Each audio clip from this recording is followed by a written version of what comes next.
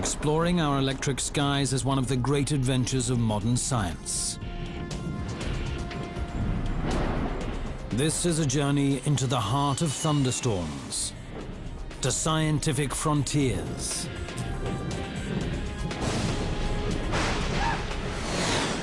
and into a world no human eye has ever seen. It's coming. Coming. Whoa!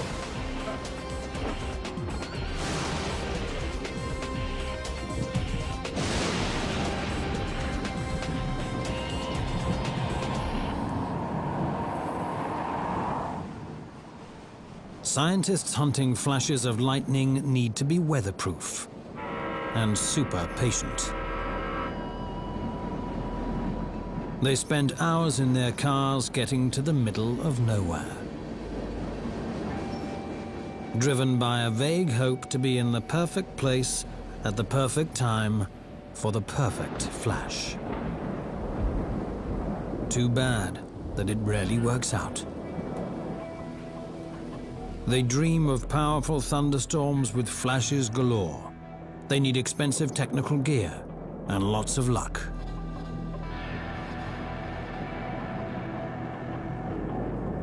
In those rare moments when the force is with them, they are rewarded with stunning images that help us understand the world we live in. Extreme slow motion splits up a flash of lightning that lasts just a brief moment into hundreds of fleeting fractions.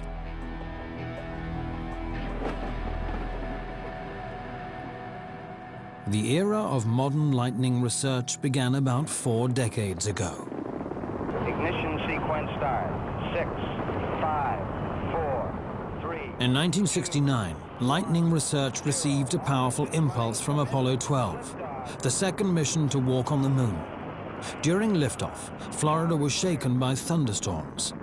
36 seconds into the flight, 2 bolts of lightning knocked out the spacecraft's electronic system, nearly spelling disaster. I don't know what happened here. We had everything in the world drop out. I'm not sure we get hit by lightning. After a disaster was closely avoided by presence of mind, huge budgets were suddenly available for lightning research. This man was among the experts who made good use of the financial windfall.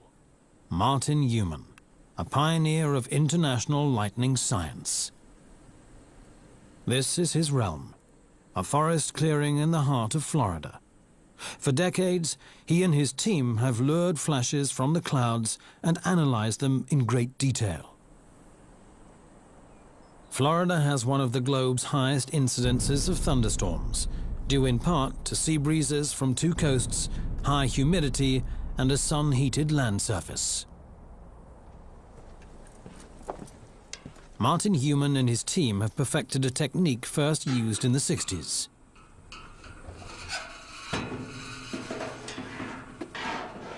Sending tiny rockets trailing wires into clouds, they can trigger flashes of lightning.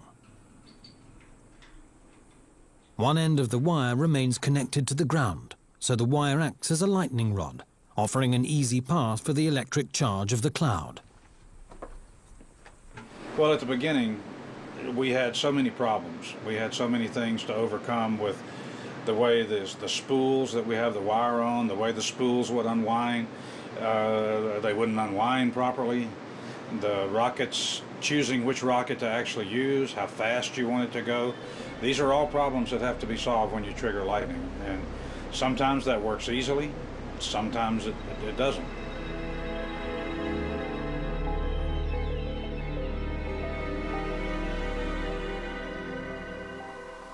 For years, Christopher Biaggi has been part of the team launching rockets from this base. He is thoroughly familiar with the region's weather. When a storm approaches, he gets as excited as on his first day on the job. Chris, do you copy? Yes, I do. Okay, we're starting to have things build down here. I think we should get ready. Stand by. Are you ready? Yeah, just double checking the cameras here. 1 second.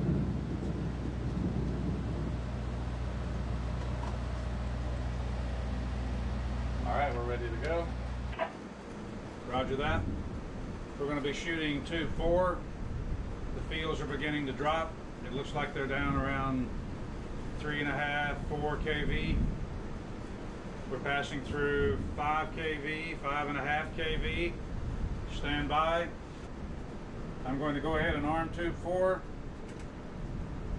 So stand by for a countdown. -6, stand by for a countdown. 3, 2, 1, fire. The rocket is launched as soon as the electric field in the air reaches a defined level. The wire that connects the rocket with the ground causes the flash to hit the launcher.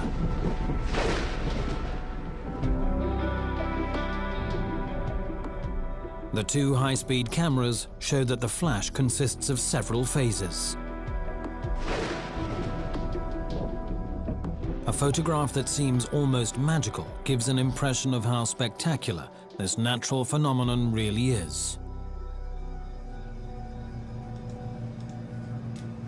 And so this is a still picture of that whole event. The reason it's looking like it is because the wind blows this to one side as the lightning takes place. So there's actually maybe 1/10 of a second between these, but during that 1/10 of a second, the wind is blowing enough so that it separates these up. And the beautiful thing about it to me was that there's so many pieces of this that some we've never seen before, some we've never seen like this, but this has so many sections to it that are just fascinating to me.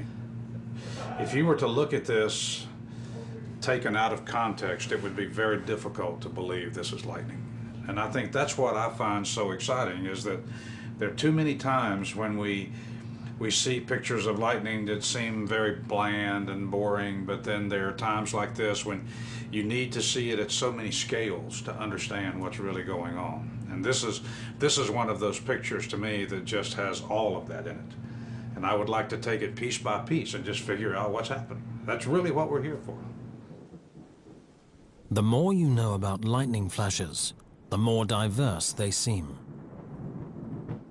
How does a flash find its target? What makes the flashes branch out? Even basic questions are still being discussed. What we do know for certain is this. A storm cloud is an inferno of wind, rain, and ice. Rising warm air carries up droplets of water that collide with ice particles at a great altitude and at a speed of around 180 kilometers per hour. These collisions produce electrical charges.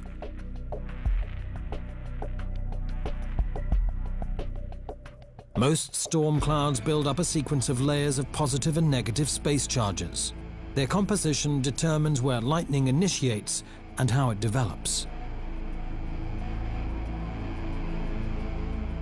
A physical mechanism of lightning initiation is still not fully understood. One of many speculative theories even suggested that lightning is started by cosmic ray showers.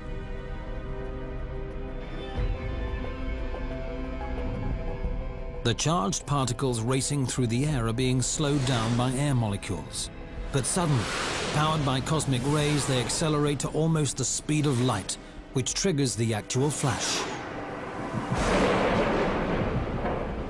But the struggle to find a physically sound explanation of lightning initiation mechanism is far from over.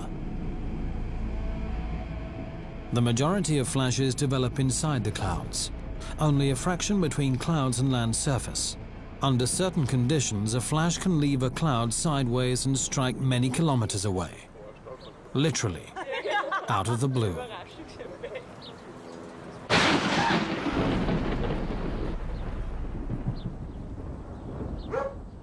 The rapid improvement of video cameras has brought a great bonus to lightning research. Tom Warner is a meteorologist and lightning expert.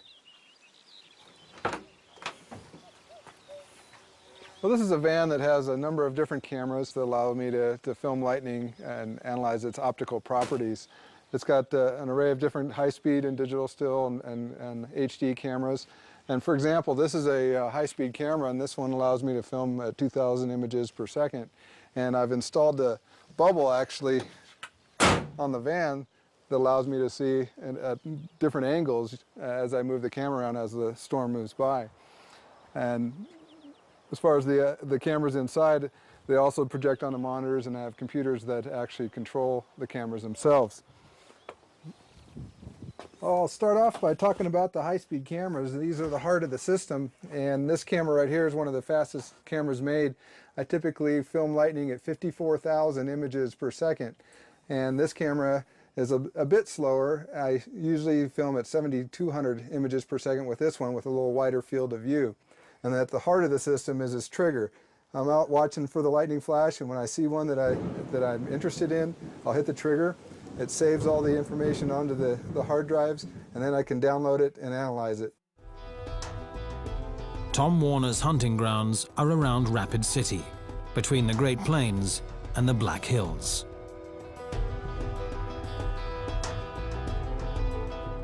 The dry climate at this high elevation means better visibility and high clouds, so lightning is easier to see for greater distances.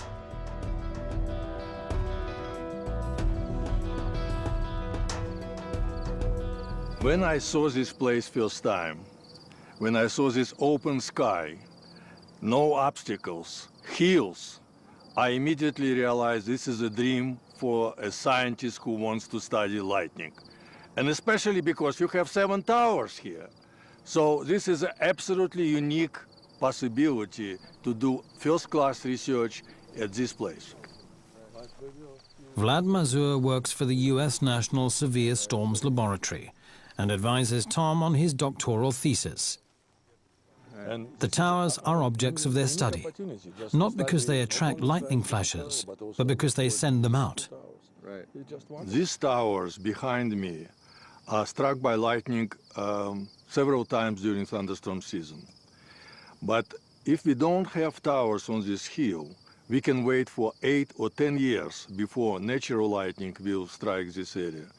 So what it means that probability of lightning strikes to tall structures, like these TV towers, are hundreds times higher than probability of lightning strike in a similar area but without.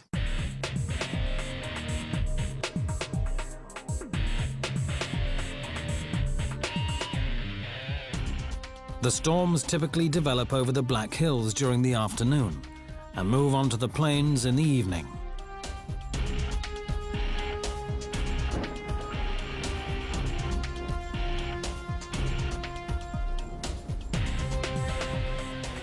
Tom is after the perfect flash. That is, upward flashes that are triggered by the towers. Each photo and video sequence helps to unveil the secret.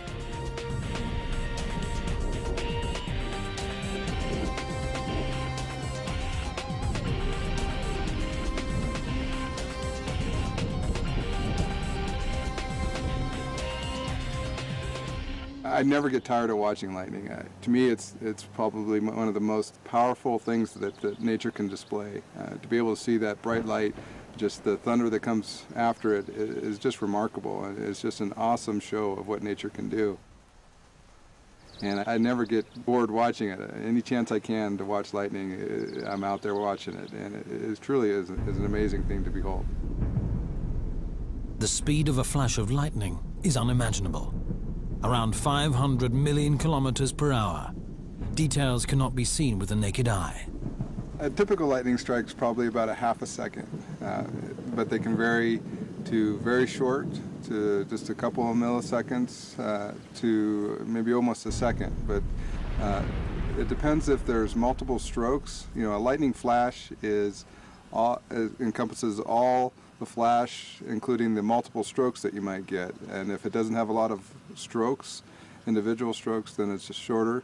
If it has a bunch of strokes, it could be a longer flash, you know, sometimes even up to a second.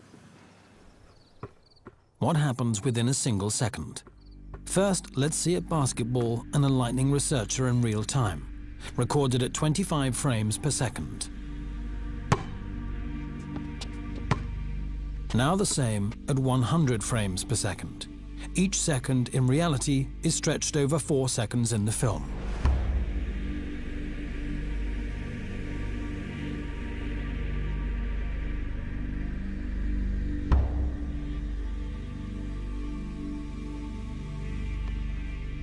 now 10 times slower.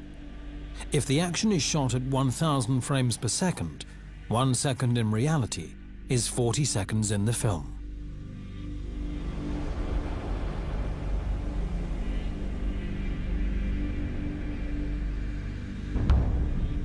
One second is the average duration of a flash, but we can sit back and take 40 seconds to watch.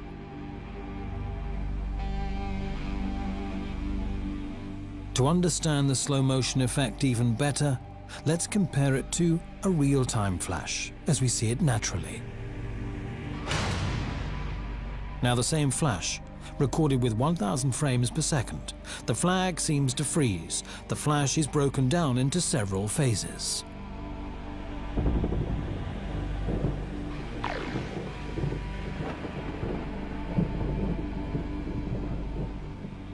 Tom Warner has gone even further, stretching a single real-time second to 6 minutes.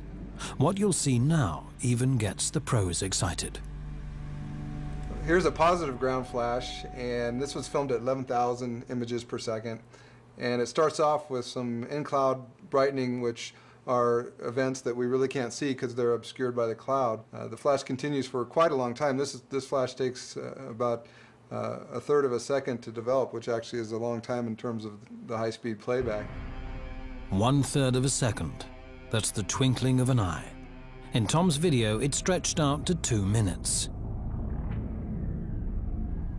As it continues down, we can see it's continuing to develop. Going. Continuing to develop downward as the flash goes on, and once it gets closer to the ground, it'll start accelerating. Oh, yeah. You can see it. You can see it, how it goes slowly down. And now you have recoils. Never before has it been possible to observe the total duration of a flash in such detail. It was some interaction within the cloud. Now we're getting close to the point. It's beautiful. Oh, such a case. And we'll see the... Oh. Look, it's coming. There we go. Now it's starting to brighten as it accelerates. It's coming. Boom! You have a return stroke now. Yeah. So now we get the return stroke. Beautiful. And even after the return stroke, we get all kinds of strobing events continuing on afterwards, as well as a variation in the brightness of the main channel that form the return stroke. And the whole time we're looking at this bright channel, there's current flowing, and this is what brings the current to the ground, could cause heating and cause damage to fire. Fires, to whatever it's connected to. Wonderful case. Woo!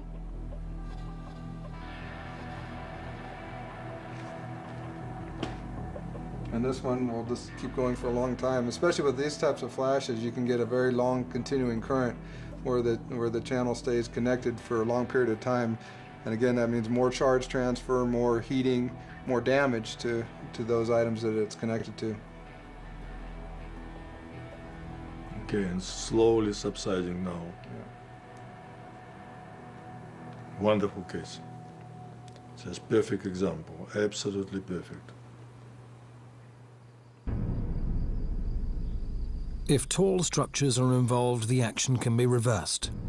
The flash that strikes the tower does not come from the cloud, but it originates on the top of the structure and goes up. This development of the upward lightning is shown in the following unique camera take. The real-time duration is barely 1 second.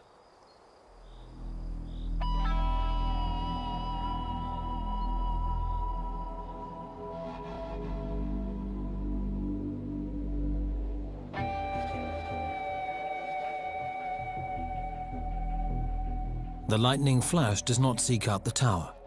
The tower sends out the flash. To start, lightning needs some triggering conditions or a nucleus that creates these conditions in a region of a strong electric field. Although this process is still not fully understood, it became obvious that lightning flashes can be triggered by towering structures on the ground or by airplanes flying through thunderstorms. The danger is limited. The electronic systems that control modern aircrafts have double and triple safeguards against electrical surges.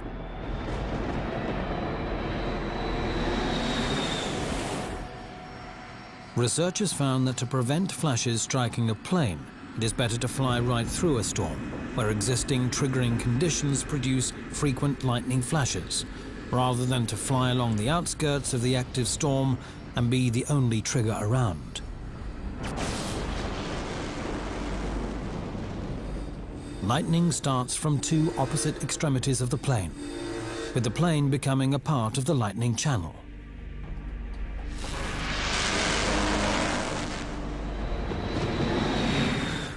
This unique amateur video shows how we perceive the process.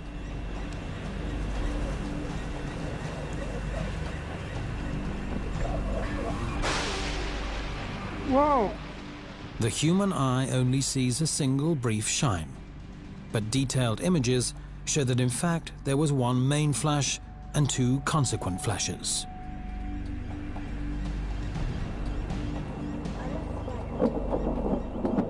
The airliner appears unscathed. Only in exceptional situations does lightning pose a danger to aircraft. This is also the case with the mysterious ball lightning. Inside airplanes and along their skin, ball lightning has been observed. There have only been 38 documented cases in 6 decades. This is what it might look like. Ball lightning is a hitherto unexplained phenomenon, and there are few credible eyewitnesses. However, there have been similar reports over 3 centuries.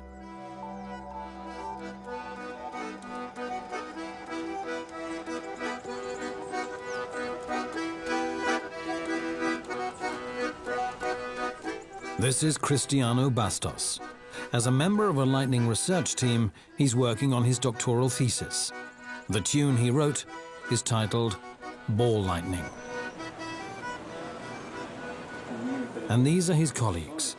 Cherson Paiva, who has already completed his thesis on ball lightning, and Antonia Pavão, their professor. Their experiments and results have drawn broad attention. Their lab is in Recife, Brazil at the University of Pernambuco.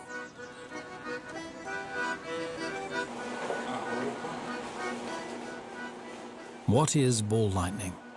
How does it come about? Across the world, scientists are looking for answers. Paiva and Pavão tested an existing theory which says that ball lightning is created when a normal flash hits the ground and quartz sand is vaporized.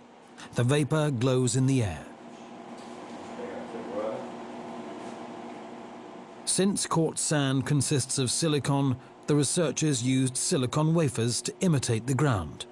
The flash is imitated with an electric welder.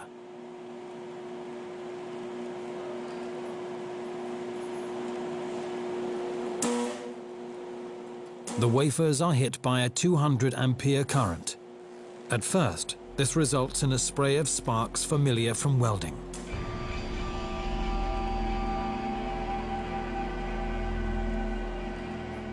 But the sparks disappear after just 1 second. What remains are luminous spheres that last up to 8 seconds and are hot enough to burn one's fingers. Meu Deus. Whether these spheres are comparable to those observed in nature, however, is uncertain.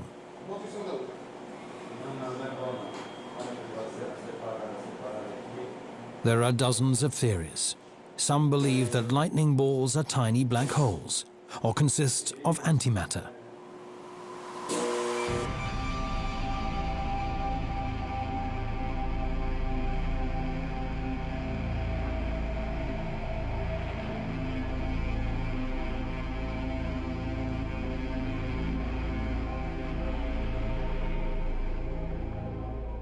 The Brazilians suspect that the tiny luminous spheres cannot only be produced from silicon, but also from other metals, if much greater amounts of energy are used.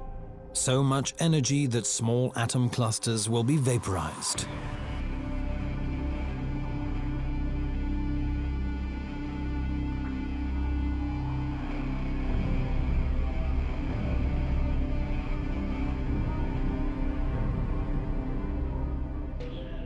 Natural lightning balls are bigger, about the size of a grapefruit, but other properties are astoundingly similar to the experimental spheres.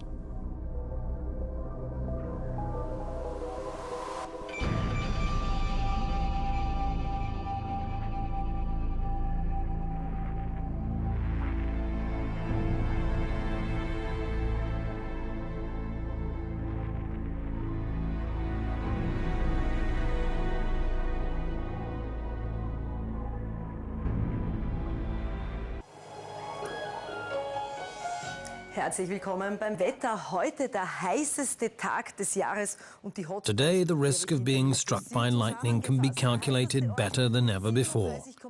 In many countries, the weather report gets its facts from a nationwide lightning monitoring network that locates flashes with a precision of a few hundred meters. Und unser Blitzortungssystem ALDIS hat heute tausende Blitzentladungen registriert. Zwei große The TV cameras show data from sensors that pick up the electromagnetic signals from each flash. On the monitor, they can be seen as orange and red marks, showing the trail of a storm. Ist über das Müll und über das Waldviertel gezogen, hat Gott sei Dank hier noch kein There are 130 sensors across Europe. The data are distributed to the media, to meteorological stations, insurance companies and energy providers. bis zu 100 km/h und Hagel ist leider auch nicht auszuschließen. A heavy storm front creates a wake of colored spots, each symbolizing a single flash of lightning which has been recorded and saved at the very moment of its event.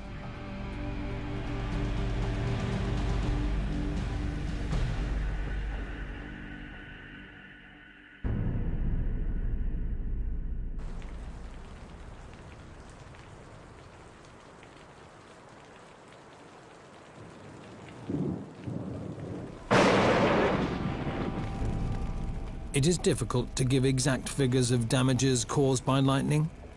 One survey has estimated costs exceeding $5 billion per year in the US alone.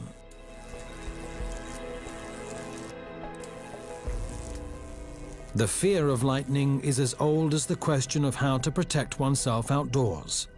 Martin Heumann is one of the world's leading experts on lightning. What does he think of the familiar rules?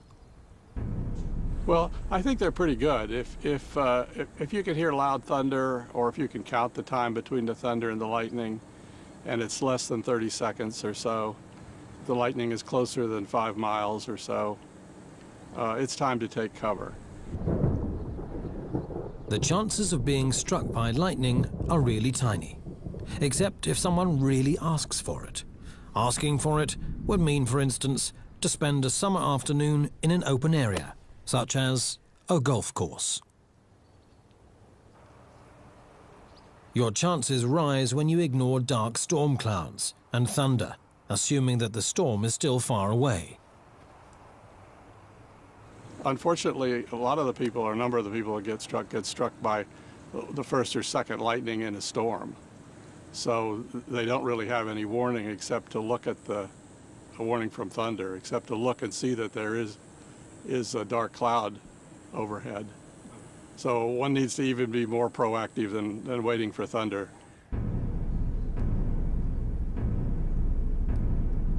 Yeah, where you shouldn't be if there's a storm is out walking on the beach or out in a small boat. People are running because it's going to be, it's sprinkling now. Yeah, but It's a long ways offshore. Sorry, I just felt something. It's sprinkling. Oh. Yeah, I'm feeling it already, Mom. That's why everybody's, those people out on the jet skis are crazy. So, like, hey, I think it's my time, Daddy. Go through the fish. Did you see? I got that. Right friggin' there. And these people are in the water. Oh my God, this is crazy. If you're way out in the woods or on a kayaking trip or something like that, you should go in a group of similar sized trees and just wait out the storm. Not getting under a big tree for sure, because that's more likely to get struck. And if you can stay about 3 or 4 meters away from any tree trunk, it's even safer.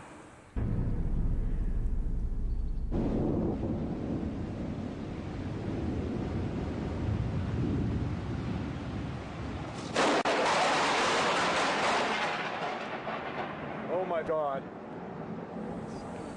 Well, what I do is I go and try to find an automobile to get into, because rarely are you far enough away from civilization that you can't find a sizable building or a car. Metal jewelry or mobile phones make no difference. Flashes are indifferent to them. Ja? Na, das ist jetzt ein ziemlich blöder Zeitpunkt. What counts is being the highest point in the landscape. When struck by lightning, the chances of survival depend on the strength of the flash, the path it takes through the body, and the time that passes before medical help arrives.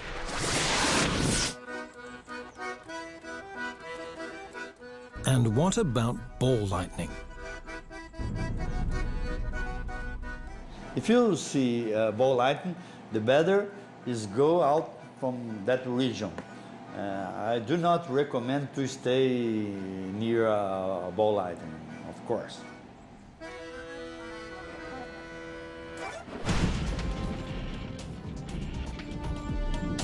Lightning not only affects humans, but the entire planet.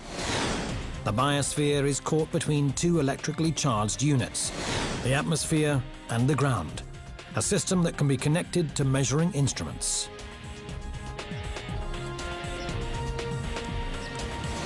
This antenna we have here is a VLF antenna for very low frequency. It detects the pulses emitted by lightning up to a few thousand kilometers from the station. This station here in Tel Aviv is one of 30 stations around the globe which continuously are monitoring lightning activity somewhere on the planet.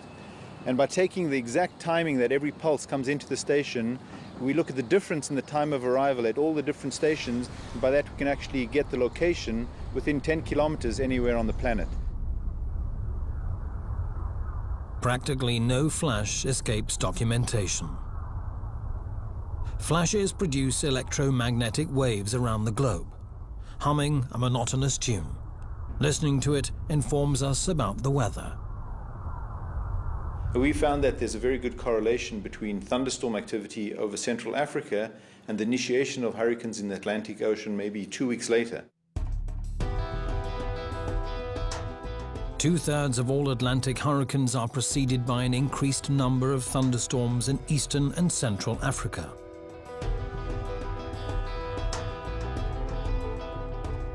Storms in Africa get in the way of the trade winds, affecting them like huge rocks in a river. They create eddies and waves. The bigger a rock or the stronger a storm, the greater the turbulence it causes. These turbulences cause low-pressure areas. Every other low-pressure area causes tropical storms over the Atlantic. For US weather warning services, it's worth watching the weather in Africa.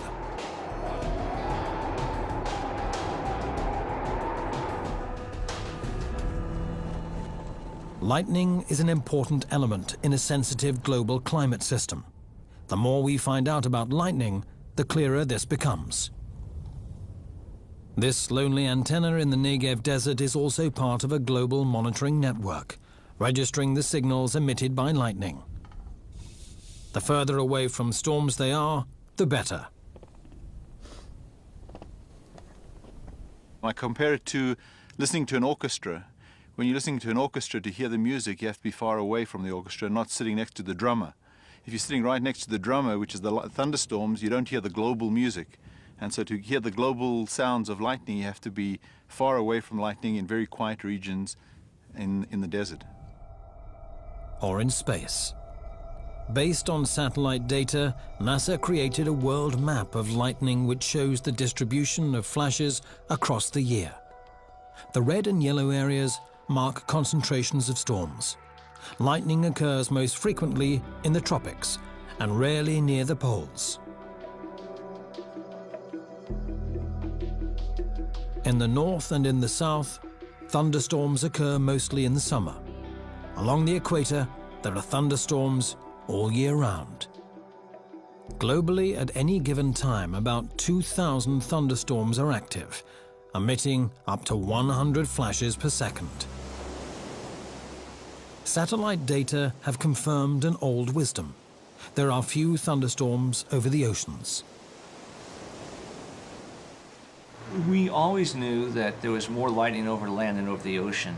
When we saw those patterns, it was just so dramatic, the difference in how sharply the lightning dropped off as soon as you got off the coastline and started going over the water. And it really concluded very clearly that most lightning is caused by heating of the earth and producing air mass thunderstorms, which results in the lightning.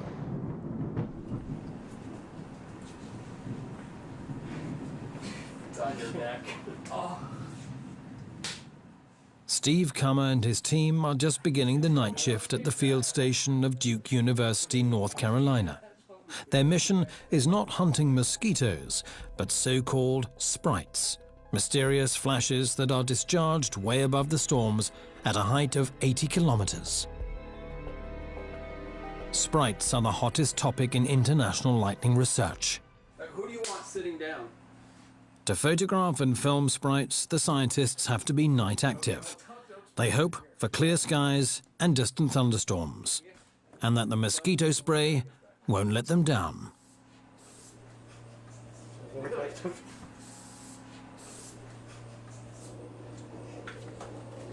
You want some?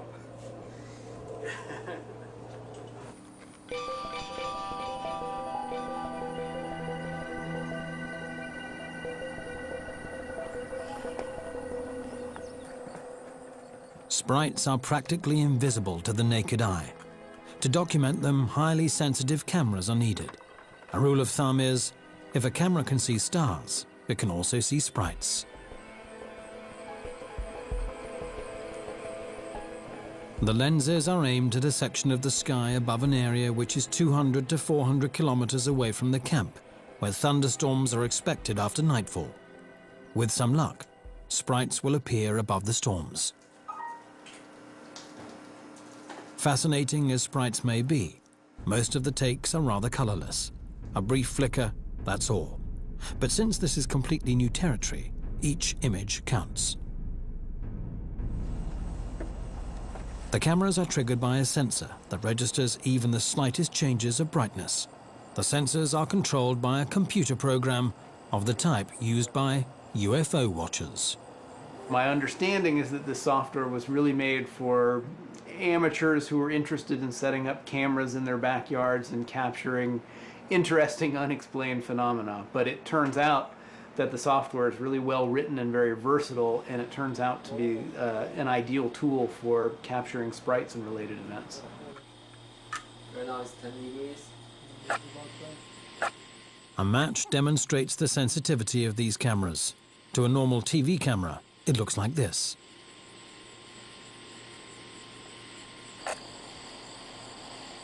The cameras used by the scientists turn the match into a bright torch.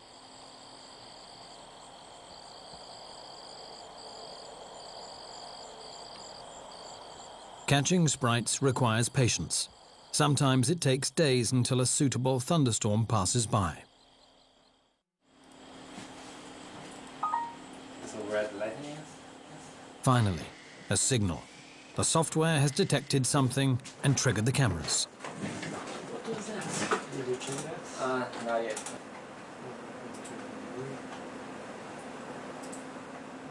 False alarm. Just a bat. Is that a bat? Is that a bat? Let's make it more to see. Most of the captured images are planes, bats, insects, and falling stars. Mostly falling stars.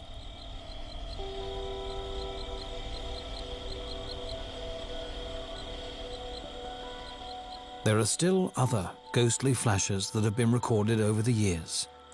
Gigantic fountains of light, for instance, called blue jets. They also occur above thunderstorms at heights of up to 50 kilometers. No one knows how they're produced.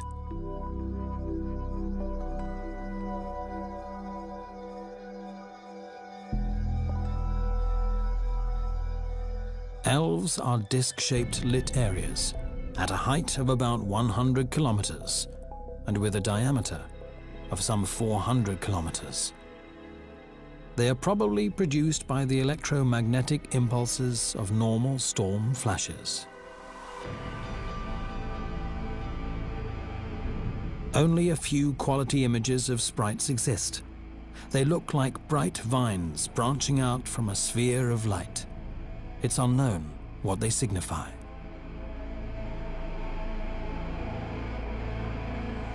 As we've studied these things for the last 10 to 15 years, I think we're all starting to realize that these sprites in particular, are pretty common. I would say that the odds are pretty good that you will see 1 or 2 sprites from almost every storm that's big enough. After years of research, it is clear that all these wonderful light phenomena, sprites, blue jets and elves, have one thing in common. They can occur anywhere around the globe, but only in connection with thunderstorms.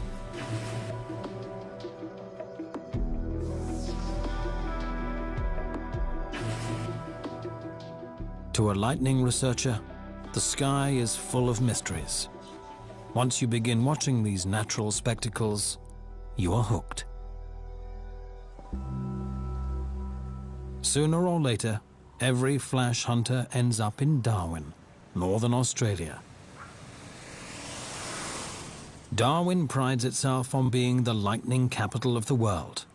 Half the time, the air is saturated with moisture, and it's steaming hot. I think I might have got that. Have a look. I might have got one. But it's good out For there. a couple of months, there is hardly a day without a thunderstorm out here, and hardly a day without Mike O'Neill. He is a passionate storm chaser, wielding his camera every free minute, afternoons, evenings, and at midnight. Yeah, the storms are about between 40 and 50,000 feet high when they get to their peak. The storm behind, it's moving to the northeast, probably on the outskirts of Darwin, probably won't reach Darwin. You can see the rain shaft in the centre there, so it's a healthy storm. New clouds forming around this same storm and behind us.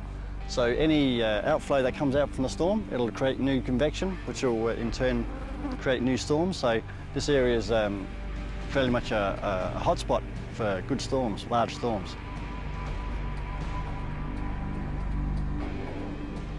When the dry season gives way to the rainy season, the land around Darwin is a parading ground of storm clouds. Their wild beauty is literally electrifying.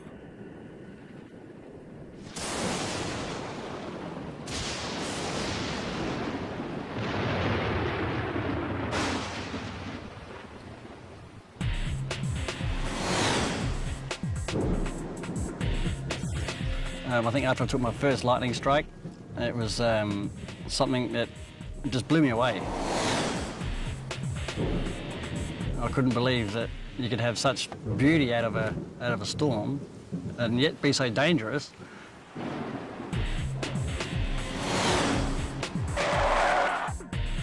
What was first just an interest become an obsession that I just have to get that perfect shot. I suppose it'll never happen because every lightning strike that you do photograph is a one-off. You'll never get the same image again, ever.